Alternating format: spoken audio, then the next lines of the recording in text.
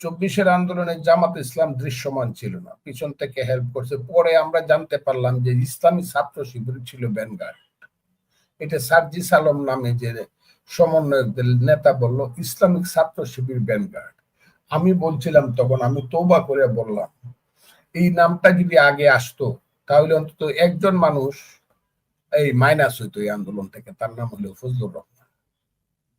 এটা জামাত বিভিন্ন ভাবে প্ল্যান প্রোগ্রাম করে, আমি কনস্পিরেসি বা নাইবা বললাম, তাদের মতো প্ল্যান প্রোগ্রাম করে জাতীয় আন্তর্জাতিক ভাবে ভিতরে এবং বাহিরে ষড়যন্ত্রমূলক যে কাজগুলো করছে তারই বহিঃপ্রকাশ আমি বলবো সামনে আসছে। এবং ছাত্ররা নেতৃত্ব দিচ্ছে অনেক সুসংগঠিত এবং সুকৌশলে।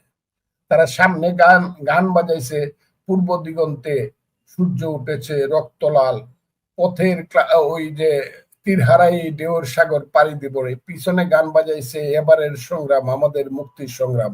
মনে হয়েছে, আমি তো বিভ্রান্ত হয়েছি, মনে হচ্ছে তো মুক্তিযুদ্ধের ছেলে পেলেরা আস্তে আস্তে সামনে আসুক না, চোরটা একটু পিছনে যাক না। কিন্তু পরেই তো দেখলাম যে না, জিনিসটা যেন এইরকম না, জিনিসটা যেন ভিন্ন রকম। যখন তারা বলা শুরু করলো 47 আর 24 হইল স্বাধীনতা, 71 হইল বাইয়ে বাইয়ে গন্ডগোল। পরে বলল, কেন বলল?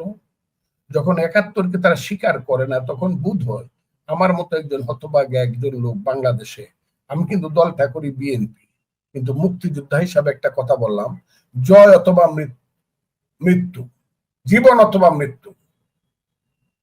মুক্তিযুদ্ধের বাইরে কোন কাজ বাংলাদেশে হইলে পরে এখানে প্রয়োজনে আবার রাজনৈতিক যুদ্ধ। ফজলু ভাই, আপনাকে স্বাগত জানাই যত কথা নবনীতা চৌধুরীর সাথে এই অনুষ্ঠানে আমাকে সময় দেওয়ার জন্য। আজকে আমার বলতে ইচ্ছা করে, বাংলাদেশ একটি অভিশপ্ত রাজনৈতিক অভিশপ্ত দেশ। এই দেশটি আমরা মুক্তিযুদ্ধ করে সৃষ্টি করে এমন একটা অবস্থা হলো যে আমরা এর মধ্যে শান্তি আর আনতে পারলাম, স্বস্তি আনতে পারলাম। প্রতিদিন প্রতি মুহূর্তে শুধু জঞ্জালের মধ্য দিয়ে আমাদের দিনগুলো কাটছে, অস্থিরতার মধ্য দিয়ে কাটছে।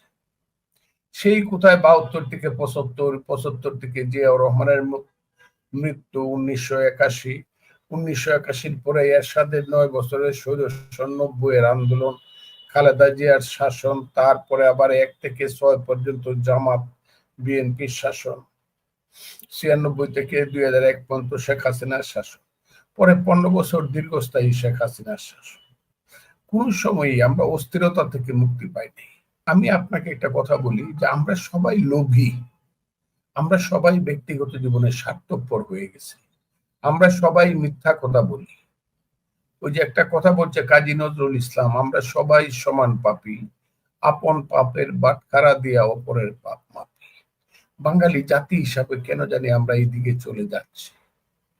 আপনার সিলেটে আমার বাড়ির থেকে খুব কাছে দিরাইয়ের একজন বাউল সম্রাট আছেন, তার নাম শাহ আব্দুল করিম। উনি একটা গান লিখেছেন, আগে কি সুন্দর দিন কাটাইতাম।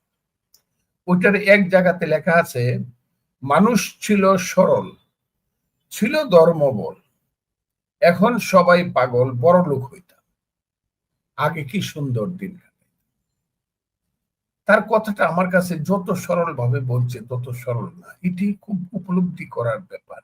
এখন সবাই পাগল, বড় লোক। আগের মানুষ কিন্তু সামান্যত সন্তুষ্ট ছিল, নিজের উপার্জনের মধ্য দিয়ে নিজের সংসার চালিয়ে সে সন্তুষ্ট থাকত।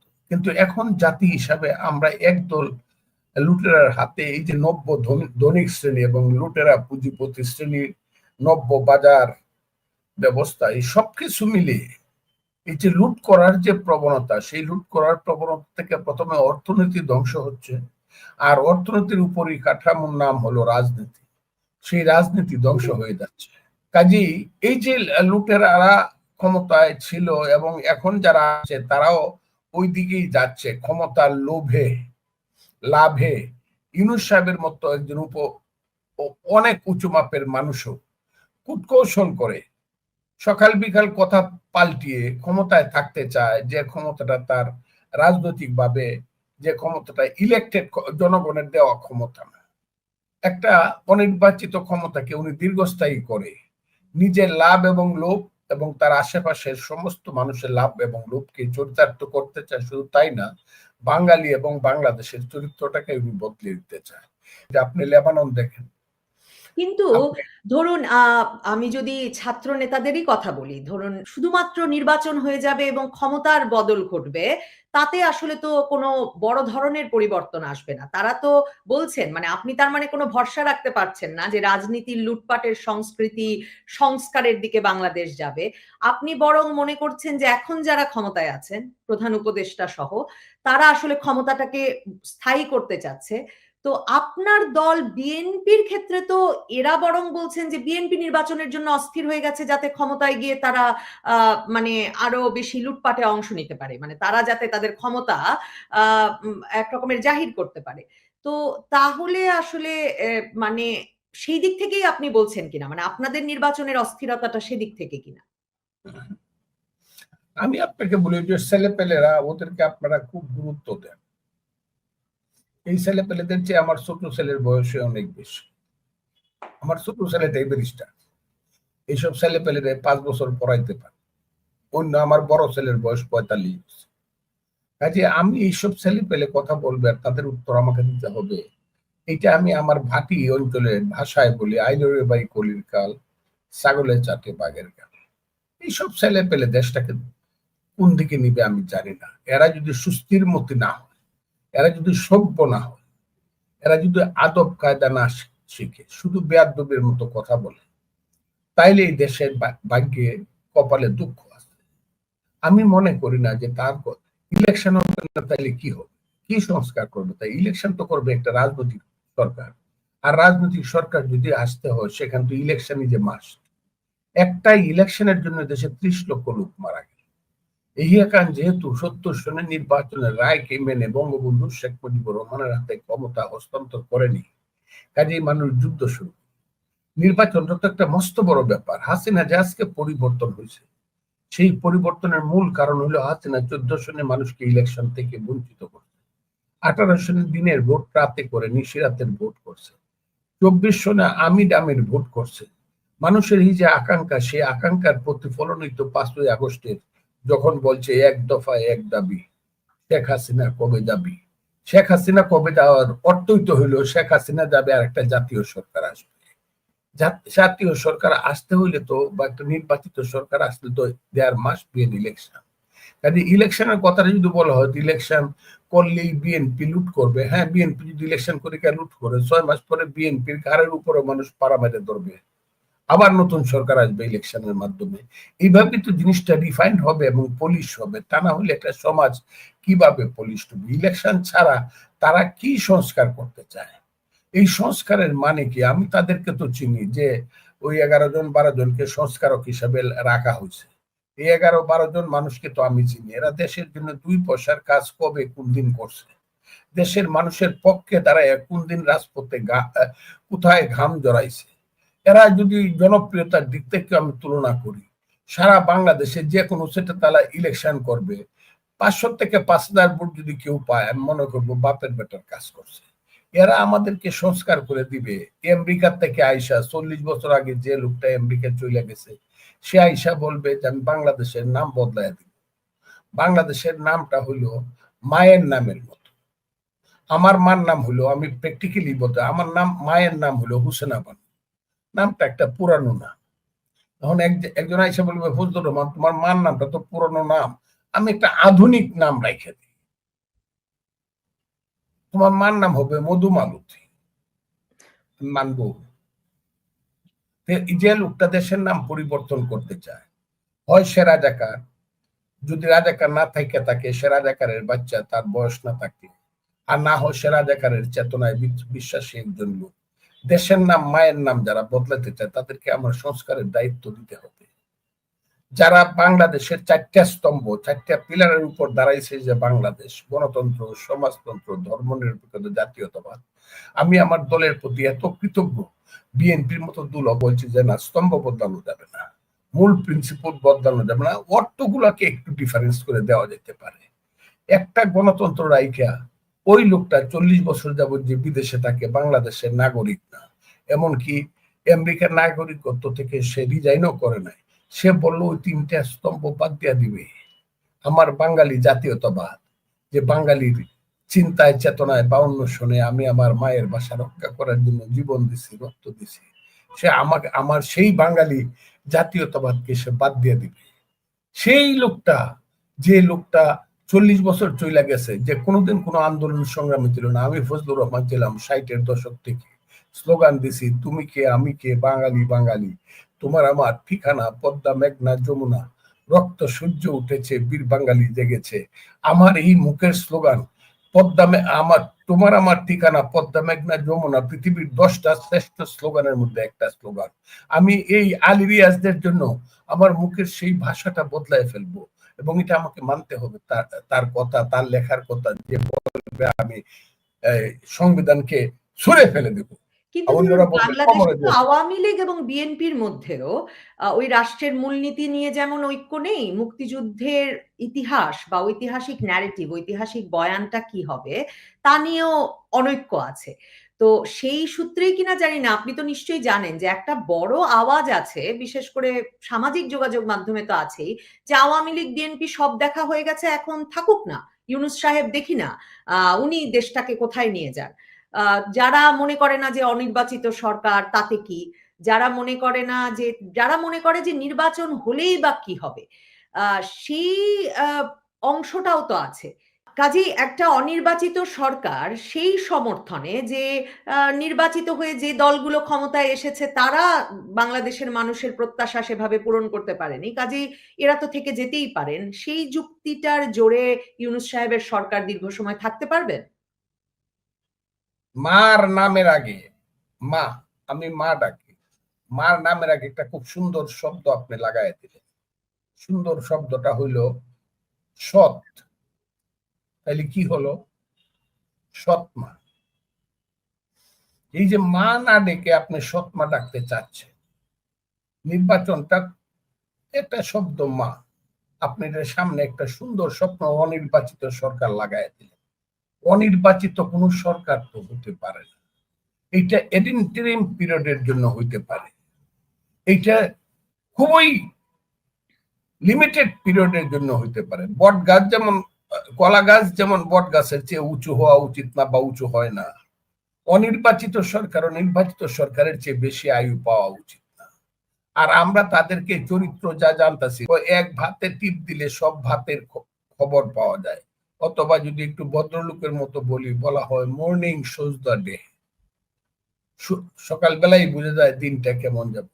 ইউনূস সাহেবের নেতৃত্বে সরকার তো খুব ভালো মানুষদের সরকার বলে আমার মনে হইতেছে না। এমনকি উনার নিজেরাও আমি বলছিলাম উনি বাঙালির শ্রেষ্ঠ সন্তানদের একজন, আগামী 100 বছর তার মতো সন্তান আসবে কিনা জানি না। কিন্তু আজকে আমি, আমার মনে হয় আমার কথাটা বোধহয় একটু বেশি বলে ফেলছিলাম আবেগের তাড়নায়। ইউনূস সাহেব তো সকাল বিকাল রাত্র দুপুর কথার মধ্যে তো উনি ঠিক থাকতে পারেন না। উনি তো সবাইকে কিছু না দিয়ে উনার নিজের যে 1000 কোটি টাকার যে ট্যাক্স, এটা তো 31শে ডিসেম্বর 2029 সন পর্যন্ত মাফ করায় নিয়ে নিলেন। আমি আপনাকে কাগজ গ্যাজেট দেখাইতে পারি, সবকিছু আছে।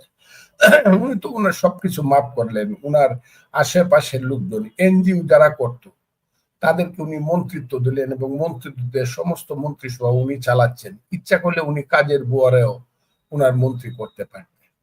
আমার তো উনার যে ব্যাপকতা, উনার সারা পৃথিবীতে উনার যে নাম, এখন আমার মনে হয় উনার নামটা শুধু ব্যবসা বাণিজ্য এনজিও করার জন্য নাম, বাট পলিটিশিয়ান ইজ পলিটিশিয়ান। সুখে দুঃখে শুদ্ধ ভুলে politician is politician, and he is required to cut the country's problem, to solve the country's problem. পলিটিশিয়ানই একমাত্র পারে একটা দেশের সমস্ত সমস্যা সলভ করতে, ভুলে অথবা শুদ্ধ, একবার ভুল করবে পরে আবার শুদ্ধ করবে। পলিটিশিয়ান ছাড়া রাষ্ট্র ঠিক হবে না। কাজে ইউনূস সাহেবদের মতো ওই ব্যবসায়ী এনজিও দারি, ওই অমুক বিসিএস ছিল, অমুক সিএসপি ছিল, এদেরকে দেখে ফেললাম। তো দেখা তো কোনো, এখন মনে মনে চিন্তা করি কি করলাম ভাই, গাজীর গীত গায়া 5 শিকা কামাই করলাম 1.5 টাকা খায়া। বাংলাদেশের মানুষের তো এখন এই অবস্থা হয়ে বসছে। আপনি ভোট নেন, তারা যে 2% ভোট পায়, যে ছেলেরা 160টা গাড়ি লয়ে বাড়িতে যায়, এতে তাদের মানসিকতাটা, জনপ্রিয়তা বুঝে যায় না। এতে তাদের মানসিকতাটা বোঝা যায়। আমি ফজলুর রহমান, আমি ইটনামিটামন অষ্টগ্রাম। আব্দুল হামিদ আমার প্রতিদ্বন্দ্বী ছিল সারা জীবন, উনি রাষ্ট্রপতি ছিলেন, উনি হাজার হাজার পুলিশ দিয়ে বাধা দিচ্ছে, তারপরে আমি গেলে পরে 10,000 লোক গ্রামে হয়েছে। এখন এই বাউহাটটা তুলে দিলেও 10,000 লোক হয়, আমার 1 পয়সাও খরচ করতে হয় না, একটা গাড়িও লাগে না। এটা মানসিকতায় বোঝা যায়। এই ছেলেটা আমার জন্য যদি কেউ একটা গেট করে, ওর সদস্য পদ থাকবে না। ইটনাতে অষ্টগ্রামে মিটামণি যে একটা গেট কে করছে, আমি ওর বাপের নামটা দেখে লই। এখন এই ছেলেটা যে 160টা গাড়ি নিয়ে গেছে, তারপরে দল হিসাবে 1,37,00,000 টাকার যে ইফতার খাওয়াইছে, টাকা কোত্থেকে আইলো সে প্রশ্নের চেয়ে বড় প্রশ্ন হইলো যে তোমার তো এক পাতাই মেলে না রে বাবা, তুমি তো এখনো শিশু। আমার যে সন্তানের এই ধরনের মানসিকতা, প্রথমেই শেরাটনে খাইতে চায়, ইন্টারকন্টিনেন্টাল সোনার গায়ে খাইতে চায় বা খাওয়াইতে চায়, যে 4 কোটি টাকা দামের গাড়িতে চড়তে চায়, বাড়িতে গেলে পরে 100 গেট চায়, 160টা মাইক্রো চায়। এই মানসিকতা দিয়া তো একটা দেশ, আমি তাদের কাছে সমস্ত ক্ষমতা ছেড়ে দিতে রাজি। আমি রিটায়ার করব, আজকে রিটায়ার করব, কিন্তু আমার সন্তানদের তো দেখতে হবে যে আমার সন্তান ভালো সন্তান হয়েছে। আমি আমার সন্তানকে সবকিছু লিখে দিয়ে দিতে রাজি, কিন্তু সন্তানের বেয়াদবি তো আমি সহ্য করব না। এইটা হচ্ছে বাংলাদেশে। এই সন্তানেরা দেখা, তারা কেন প্রথমেই বললো 47 আর 24 হইলো স্বাধীনতা, 71 কিছু না, এই কথাটা কেন বললো? এইটার উত্তর দিয়ে তো এদের জান বাঁচবে না। আমি তো বললাম তো একটা ইতিহাস। 2024 আগস্টের পর সারা বাংলাদেশ জুড়ে বিএনপির বিভিন্ন অঙ্গ সংগঠনের নেতাকর্মীরা এবং বিএনপির নেতাকর্মীরা এই কাজটি করছেন, যে তারা নাকি নানা রকম চাঁদাবাজি, লুটপাট, গায়ের জোর খাটানো, এগুলোতে জড়িত হয়ে পড়েছেন। জামায়াতের আমির থেকে শুরু করে এমনকি বিএনপি নেতৃবৃন্দের অনেকেও স্বীকার করছেন এবং বলছেন যে এদেরকেও কন্ট্রোল করা যাচ্ছে না। তো তাহলে মানে বাংলাদেশের মানুষের সামনে অপশন আছে কিনা? বাংলাদেশের মানুষ সে কারণেই ভাবছে কিনা যে করুক না, 2024 নতুন নেতারা একটু লুটপাট করুক না? শুনেন, আমি এই খুব একটা বড় আলুর বস্তা, আপনি কি আলু চেনেন? মিষ্টি আলু অথবা গোল আলু চিনেন তো? খুব একটা আলুর বস্তা মাথার মাঝে করে নিয়ে গেলাম। মানুষ দেখলো যে এই লোকটা জোর করে বড় একটা আলুর বস্তা নিয়ে গেল। আরেকজন বুদ্ধিমান, সে আলুর বস্তা, সে স্বর্ণের দোকানে ঢুকে তার 2 পকেটে হীরা আর স্বর্ণ ঢুকায় 2 পকেটে করে নিয়ে গেল। কেউ দেখলো? ডাকাতির চিন্তা কোনটা বড় ডাকাত? এক, বিএনপির একটা কর্মী, হাজার হাজার কর্মী কিন্তু বিএনপির জেল খাটছে। ইলিয়াস আলীর মতো লোকেরা গুম হয়ে গেছে, শত শত কর্মী গুম হয়েছে, বিএনপির লাখ লাখ মামলা হয়েছে। আমি ফজলুর রহমান আমেরিকাতে নির্বাসনে রয়েছি, আমি রিট করে দেশে আসছি, জেলে গেছি। আমি ফজলুর রহমানের কথাই বলছি। 10 বছর আমি বাড়িতে যাইতে পারি নাই, মা বাবার কবর দেখতে যাইতে পারি। অনেক কর্মী নির্যাতিত হয়েছে, এমনও হয়েছে ডান্ডা বেরিয়ে পায়ে পড়িয়া বাবার জানাজায় আসছে, মায়ের জানাজায় আসছে। সেই ছেলেটা জেলখানা থেকে বাইরে যখন ইদানিং কালে দেখছে স্ত্রীর পেটে ভাত নাই, অসুস্থ স্ত্রীর চিকিৎসা নাই, বাচ্চাটার গায়ে একটা শার্ট নাই, আমারও খাওয়ার কোনো ব্যবস্থা নাই, হইতে পারে এই ছেলেটা কারো কাছ থেকে 10,000 টাকা নিছে, হইতে পারে 5,000 টাকা নিছে, আমি এটা অস্বীকার করবো। এটা তো একটা বিএনপি তো একটা প্ল্যাটফর্ম, এটা তো একটা মানে খুব সংঘবদ্ধ একটা দল, তা না, নিতে পারে। এরকম করছে করছে বলে দুর্নামটা বেশি হয়েছে। দোকানে গিয়া কইছে 500 টাকা দাও, 200 টাকা দাও, রিক্সাওয়ালার কাছে চাঁদা চাইছে, বাস স্ট্যান্ডে গেছে, এই নাম হয়েছে। কিন্তু আমি গেছিলাম রাজশাহী কিছুদিন আগে, সেই রাজশাহী 25শে ফেব্রুয়ারি আমি গেছিলাম। সেই 25 ফেব্রুয়ারি শুনলাম যে একটা রাজনৈতিক দল সামান্য টাকার একটা প্রতিষ্ঠান দখল করছে। সেই প্রতিষ্ঠানের ভ্যালু হইল মাত্র 12 থেকে 13,000 কোটি টাকা। সারা বিএনপি মিল্লা যে লুটটা করছে, যদি করেও থাকে, এক রাজশাহীতে যে একটা রাজনৈতিক দল যারা স্লোগান দেয় 2 সাপের 1 বিষ, নৌকার দানেশ, এক রাজশাহীতেই তারা 12-13,000 কোটি টাকা। ওই দিনও আমার কাছে ময়মনসিংহের কি কি দখল করছে তারা, অকল্পনীয় ব্যাপার। সমস্ত ব্যাংক দখল করে বসে আছে। আপনাকে আমি বলি, সমস্ত সচিবালয় তারা দখল করে বসে আছে। মন্ত্রী কিছু না, উপদেষ্টা কিছু না, তাদের ঠিক করা আছে তোমরা 5 জন পিডব্লিউডি মিনিস্ট্রি দেখবা, কে প্লট নিয়ে দেখবা, তোমরা 5 জন কমিউনিকেশন দেখবা, তোমরা অমুকরা শিক্ষা দেখবা, মাস্টার করে বদলি হইতে করে। এইভাবে একদিনে তারা হয়তোবা দেখা গেল 100 কোটি টাকা তারা চাঁদাবাজি করছে। আর বিএনপির কর্মীরা 100 জনে মিলে দেখা গেল 10 লক্ষ টাকা চাঁদাবাজি করছে। আর ওরা আপনি যে 100 স্লোগানের কথা বললেন সেটা তো জামায়াতে ইসলামীর স্লোগান, মানে আপনি জামায়াতে ইসলামীর কথা বলছেন। এটাই শোনা যায় যে জামাতে ইসলামী যে চুপ করে গেছে, এদের পেট ভরে গেছে, অন্যরা চোর কইতেছে, কিন্তু ওরা মনে করতেছে কাক যেমন চোখ বুঝে সবকিছু লোকায় মনে করে, কেউ বুঝি দেখে নাই, মানুষ কিন্তু দেখে ফেলছে। কাজে এই রাজনৈতিক দলগুলো এমন হয়েছে, বিএনপির ত্রুটি বিচ্যুতি যেমন আছে, বিএনপির কিন্তু অ্যাকশনটাও তেমন আছে। আমরা প্রায় 500 থেকে 700 নেতা কর্মীকে কিন্তু দল থেকে আমরা বহিষ্কারও করছি, তাদের বিচারও করছি। তারপরে আমরা করব, আপনি তো এটা নিয়েই খাইতে হবে। আমার বাড়ি যদি বাঙ্গাচোরা থাকে, আমার বাবা যদি সেরা পাঞ্জাবি বা শার্ট গায়ে দেয়, তাকেই তো আমার বাবা ডাকতে হবে। সুটকুট পরের লোককে তো পছন্দ করলে আমার হবে না। আমার দলগুলো তো, রাজনৈতিক দলগুলো ওখানে গড়িয়া উঠে নাই। 72 থেকে ধরে আজ পর্যন্ত 54 বছর একটা রাজনৈতিক দল, আমি পলিটিক্যাল সায়েন্সে মাস্টার ডিগ্রি করার লোক, একটা রাজনৈতিক দল যেভাবে গড়ে উঠে, সেই প্রচেষ্টাটা তো আমরা করি নাই বলে এখন করতে হবে। আর যারা করছে তাদের তাদের যাদের যাদের সেই আছে, সংগঠিত শক্তি কিছু আছে, তারা তো ফিলোসফিক্যালি তারা তো ডাইভার্টেড লোক, পারভার্টেড লোক। আপনি কি আমার কথাটা বলতে জায়গা পারছেন? থেকেই কি এই কথা নাকি যে আগে সংস্কার পরে নির্বাচন? আর আপনি যে এই রাজনৈতিক বাস্তবতার কথা বললেন যে আসলে গুরুত্বপূর্ণ সব জায়গায় বসে আছে, আপনি জামায়াতে ইসলামীর কথাই বলেছেন। জামায়াতে ইসলামীর বড় বড় ব্যবসা গুলো থেকে শুরু করে সরকারি বড় পদ থেকে শুরু করে, মানে তারা একরকম গুছিয়ে বসেছে, এই তো আপনি বলছেন।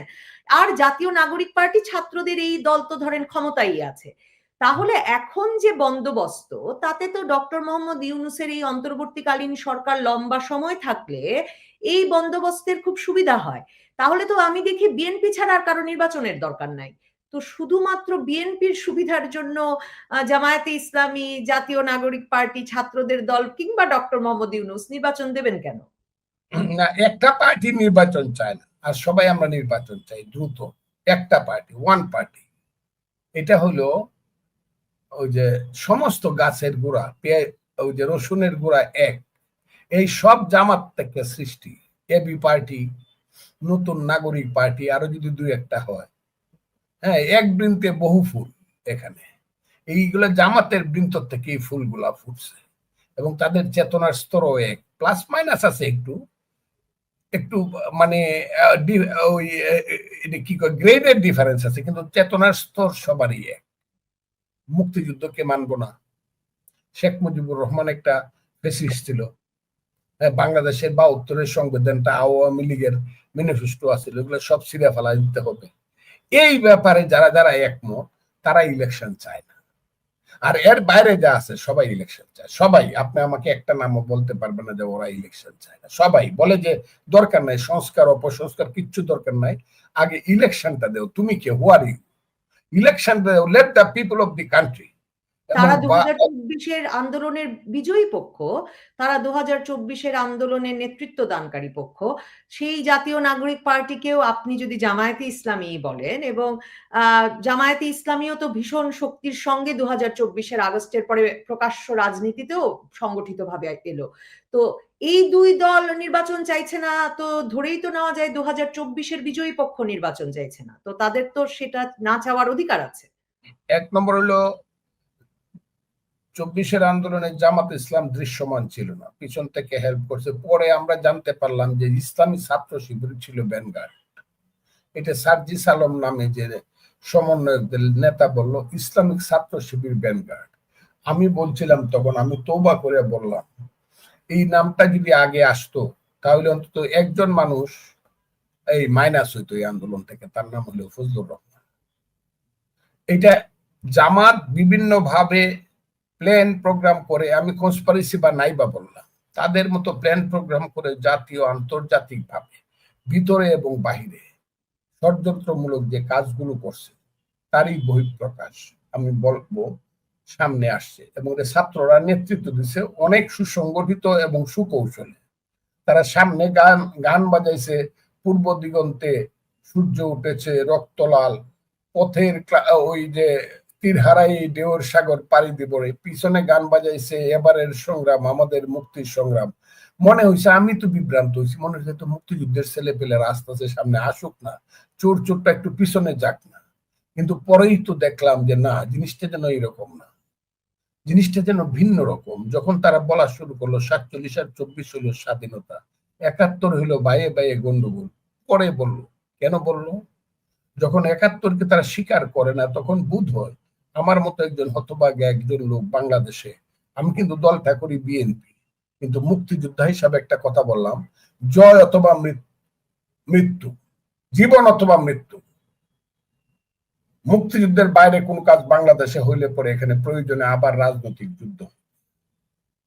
যখন বলা হলো শেখ মুজিবুর রহমানকে এই দেশে অপ্রাসঙ্গিক করে দেওয়া হবে, তার ছবিটা বঙ্গভবন থেকে নামানো হইলো, আমি হতবাগা বলছিলাম শেখ মুজিবের এই আঙ্গুলটা টাইনা সুজা করতে অথবা নামাইতে ওই যে রাজাকারের বাচ্চারা চিরদিন পারবে না, ইতিহাসে থাকবে। এই কথাটা আমি বলছি, এখনো কথাটা বলছি। তারা যদি এইসব আলাপ আলোচনা এই দেশকে আফগানিস্তান, সিরিয়া, লেবানন বানায় ফেলবে, এইসব আলাপ আলোচনা বাদ দিয়ে যদি গণতন্ত্রের পথে চলে এবং বাপের বেটা যদি হয়, তারাতে গণতন্ত্রের পথে গেলে মানুষের সমর্থন নিয়ে তারা যদি রাষ্ট্র ক্ষমতায় 100 বছর চালায়, সেটা শরিয়া আইন করুক, তালেবান করুক, আমার কোনো আপত্তি নেই। Let them come to the field to take the support of the people, decision of the people, তাদেরকে আসতে বলেন। এখানে না থেকে চক্রান্ত করে ওই ভিতরে থেকে সমস্ত প্রতিষ্ঠানগুলো, ঢাকার মতো বিশ্ববিদ্যালয়ে রাজাকাররা হবে হেড, রাজশাহীর বিশ্ববিদ্যালয়ে, এগুলো আমি চিন্তাও করি না। এই বাংলাদেশটা আমি চাই না, এবং এই বাংলাদেশটা যারা করতে চায় তাদের বিরোধিতা করবই। যেই হোক, মুক্তিযুদ্ধ যেহেতু করছি, that was my commitment to the people of the country. আমার মায়ের কাছে আমার শপথ আছে, আমার বাপের কাছে আমার শপথ আছে, আমার দেশের জনগণের কাছে আমার শপথ আছে। আমার যে ভাগনাটা মরে গেছে পাশের থেকে গুলি খায়া, যুদ্ধে, সিলেটের যুদ্ধে মারা গেছে, সুনামগঞ্জের যুদ্ধে মরে গেছে, আমার যে ভাগনাটা লাভ মেরে পাশাত উপর উঠে বলছে, মামা মারে দেখো মামা, মরে গেছে, মা পাগল হয়ে মরছে। অত সহজে ছেড়ে দেওয়া হবে না বাংলাদেশের মুক্তিযুদ্ধ। এই কথাটা আপনাকে আমি বললাম। যা করে সব, আমি ছেলেদের সব কথা আমি রাজি হব, কিন্তু মুক্তিযুদ্ধ, আধুনিকতা, গণতন্ত্র, মানুষের পেটের ভাত, পরনের কাপড়, শুধু এফতাদিয়া মাদ্রাসা আর কি মাদ্রাসা, কওমি মাদ্রাসা না, সেটাও চলবে। আবার এই দেশে স্কুল, কলেজ, বিশ্ববিদ্যালয় চলবে। ওইখানে যখন যেমন চলবে আলহামদুলিল্লাহি রাব্বিল আলামিন আর রহমানির রহিম, যেমন চলবে একটা মাদ্রাসাতে, তেমনি অতে চলবে, বাংলা পড়ায় চলবে, পাখি সব করে রব রাতি পোহালো, কাননে কুসুম কলি সকলি ফুটিল, রাখাল গরুর পাল লয়ে যায় মাঠে, কোনটাকে ছাড় দেওয়া হবে না। আপনি যেমন সারা রাত ওয়াজ করবেন, করেন গিয়া, কিন্তু আমিও লালনের গান গাইবো, আমাকে বাধা দিতে পারবেন না। আমিও শাহ আব্দুল করিমের গান গামো, আমিও উকিল মুন্সির গান গামো, আমি ডাকি তাসি তুমি ঘুমাইছো নাকি, আমার গানে বাধা দেওয়া যাবে না। আমিও হাসন রাজার গান গায়ে কইমু, আমি হাসন রাজায় কয় আমি কারো নয় রে, আমিও গান গাইবো হাসন রাজার, আমার গানেও বাধা। এই অভ্যুত্থান শেষে আমরা দেখলাম 1971, 72-এর সংবিধানের কথা তো আপনি বললেনই, মানে ওই ইতিহাসটাকে একটা মুছে দিয়ে বা পিছনে রেখে 2024-কে মহিমান্বিত করার এই চেষ্টাটার কারণ কি মনে হয়? এই তরুণ ছেলেদের মধ্যে এই চেষ্টা, এই ইচ্ছা, এই আকাঙ্ক্ষা কেন? এর পেছনে কি কারণ থাকতে পারে? তাদের ব্যক্তিগত পিতা আছে, একজন মানুষের জন্মের কিন্তু ব্যক্তিগত পিতা থাকতেই হবে, আমারও আছে, সবারই আছে। আবার রাজনৈতিক পিতাও আছে। তাদের ব্যক্তিগত পিতা কারা আমরা দেখি মাঝে মধ্যে, আমরা তাদের ব্যাপারে বলতে চাই, ভালো মানুষ খারাপ মানুষ যাই আছে তাদেরকে আমরা সালাম জানাই। তারা কি করছে, কারণ তাদের যে বাপ, আমি একজন দেখলাম যে এই কারো বাপের বয়স 65 বছরের বেশি না, ওই নেতারা যারা নাহিদ ইসলাম অমুক সব, আমি সার্গিস আলম হাসনা, এই 60-65, আর আমার বয়স 77। অর্থাৎ আমি যখন মুক্তিযুদ্ধে গিয়ে যুদ্ধ করছি কমান্ডার হিসাবে, ওদের মা বাবার কিন্তু দেখা হয়েছে। কথাটা খুব বোঝার চেষ্টা করে। কাজেই ওদের বাবা কি করছে, তাদের বাবা তো ছোট ছিল, তাদের দাদা কি করছে সেটা খোঁজ নাই বা নিলাম, কিন্তু তাদের যে রাজনৈতিক পিতা, রাজনৈতিক শিক্ষা যারা তাদেরকে দিছে, যা আমি বুঝতে পারি, আমার যদি সেই বোঝাটা আমি 61 বছর যাবৎ পলিটিক্স করি। আমার সেই অভিজ্ঞতাটা যদি ভুল না হয়, এরা সেইখান থেকে সেই অভিজ্ঞতাটা পাইছে যে বাংলাদেশ খারাপ, বাংলাদেশের মুক্তিযুদ্ধ খারাপ, 72-এর সংবিধান খারাপ।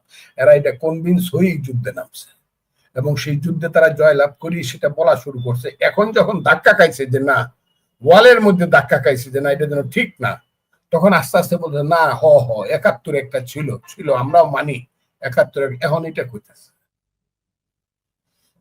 সংবিধান ছিঁড়ে ফেলবো, কবর দিয়ে কেন?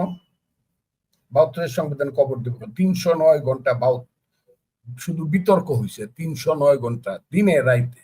আমি তো চ্যালেঞ্জ করছি, ওখানে 100 জন লয়ার ছিল, আমি দেখাইতে পারবো গণ পরিষদে 100 জন লয়ার ছিল, ওদের কেরা মরি হইতে পারবো না। মোহরি যে লোকটা ডক্টর কি রাজা বদলাইতেছে, তার নাম আলী রিয়াজ, সংবিধানটা বদলায় ফালাই দিতে চায়, ওরে বলি ডক্টর কামাল হোসেনের জুনিয়র হইয়া দেখো ডক্টর কামাল হোসেনের ডিক্টেশন নিতে পারো কিনা। আমি চ্যালেঞ্জ করলাম, আলী রিয়াজ ডক্টর কামাল হোসেনের ডিক্টেশন নিতে পারবেন। কাজেই যারা মনে করে খালি ডক্টর কামাল হোসেন না, আমি কত নাম বলবো বাংলাদেশে যারা সংবিধানটা করছে, কত নাম বলবো। সেই ব্যারিস্টার ইশতিয়াক আহমদ থেকে ধরে বাংলাদেশের শ্রেষ্ঠ মানুষেরা, সেই জাতীয় অধ্যাপক আব্দুর রাজ্জাকারা পার্লামেন্ট মেম্বার ছিল না, কিন্তু দিনের পর দিন সেই সংবিধান করার জন্য তাদের সহযোগিতা, তাদের সহমর্মিতা, তাদের সাহায্য নেওয়া হয়েছে। কে বলেন বাংলাদেশের একটা লোক বাদ ছিল না, নট এ সিঙ্গেল ম্যান, যাদের সেদিন আনিসুজ্জামানের মতো লোক, আহমদ শরীফের মতো লোকেরা সেদিন করছে। বাইরের থেকে মনোরঞ্জন ধরের মতো লোকেরা যারা 70 বছর পলিটিক্স করে মারা গেছে, নির্বাসনে ছিল কোথায়? ওই ঢাকা কারাগারে না, আন্দামান দ্বীপপুঞ্জে যারা নির্বাসিত ছিল, সেই মনোরঞ্জন ধরের মতো লোকেরা পরবর্তী সময় আইনমন্ত্রী হয়ে এটা সংশোধন করছে। অত সোজা না, এটাকে ছুঁড়ে ফেলা একদম 72-এর সংবিধান। আমি আপনাকে দেখাইতে পারি, আমার কাছে 25টা সংবিধান আছে 72-এর, 25টা সংবিধান আছে, 1 থেকে 153 পর্যন্ত। ফজলুর রহমান এমনি ফাইটটা দিচ্ছে না, লেখাপড়া জানিয়ে আসছি। ওই যে এক বেটায় কয় এই অমুক খুব ভালো ছাত্র, জীবনে কোনোদিন 1 to 10 সেকেন্ড হই নাই, স্কুলে কারো কাছে সেকেন্ড হয়নি। আমরাও লেখাপড়া করে আইছি, আমরাও মাস্টার ডিগ্রিতে বা গ্রাজুয়েশন ডিগ্রিতে আমরাও স্ট্যান্ড করা ছেলে পেলে লেখাপড়া করে আইছি, মেম্বার অফ পার্লামেন্ট ছিলাম, সমস্ত কনস্টিটিউশনটা মুখস্থ আছে। একজনে বলতে হবে কোথায় এর ত্রুটি, খালি ছুঁড়ে ফেলে দিব, এত সোজা না। কাজে আমি যে বিরোধিতাটা করতেছি, আমার দল, আমি যখন কঠিন বিরোধিতা করি, আমি মনে করি আমার দল আমার দলের অবস্থানে থাক, কিন্তু আমি মুক্তিযোদ্ধা হিসেবে বিরোধিতা করি। আমি ফজলুর রহমান, আপনি বদলায় দিবার কে? এটা তো ভোটের মাধ্যমে, গণপরিষদের মাধ্যমে এবং 73-এর 7ই মার্চের নির্বাচনের মাধ্যমে কোটি কোটি মানুষ তৎকালীন সময় এন্ডোর্স করে গেছে। আপনি এটাকে কবরে ফেলায় দিবেন কে আপনি? ঠিক আছে, let us go for vote, পার্লামেন্টে যান, সবাই যার যার দাবি নিয়ে যান যে আপনি সংবিধান পরিবর্তন করবেন, দেখি আপনার পক্ষে কত ভোট পড়ে। যদি আপনার পক্ষে মেজরিটি ভোট পড়ে, আপনি বদলায় ফেলেন। এর আগে তো আপনি বলবেন একরকম, আমি বলবো, সবাই যার যার কথা বলে, তো ইলেকশন ছাড়া তো এটার কোনো পথ নাই। এটাই তো পথ, আর কি পথ? মীমাংসার পথ। আর রাজপথে দাবি আদায়ের পথে আবার যেতে হবে, এমন সম্ভাবনাও দেখেন? আমি যে আমার 77 বছর বয়স, আমি রাজপথে যাবো কেন? ওই যে কয় একটা ছেলে, ইউনুস সাহেব বলছে মিটিকুলাস, আপনি বলছিলেন যে ইউনুস সাহেবের যুক্ত না, উনারে কেন আপনি বলেন? আমি তো ওই দিনই বুঝে ফেলছি, আক্কেল বনকালিয়ে ইশারাই কাফি। ওই যে ক্লিন্টন ফাউন্ডেশনের যখন উনি ওই ইংরেজিটা বলছে, আমি তো আবার বাড়ির দেশের মানুষ, হাওড় অঞ্চলের মানুষ, ইংরেজিও বেশি বুঝি না। মিটিকুলাস কইছে উনি যে অনেক দিন ধরে এটা প্ল্যান প্রোগ্রাম করা হয়েছে। আর মাস্টার মাইন্ডে যখন পরিচয় করা দিয়েছে ছেলেটার নাম মাহফুজ আলম, সেদিনও তো আমি বুঝে ফেলছি ডাল মেকুস খালায়, এটার পিছনে অনেক বড় ষড়যন্ত্র ছিল।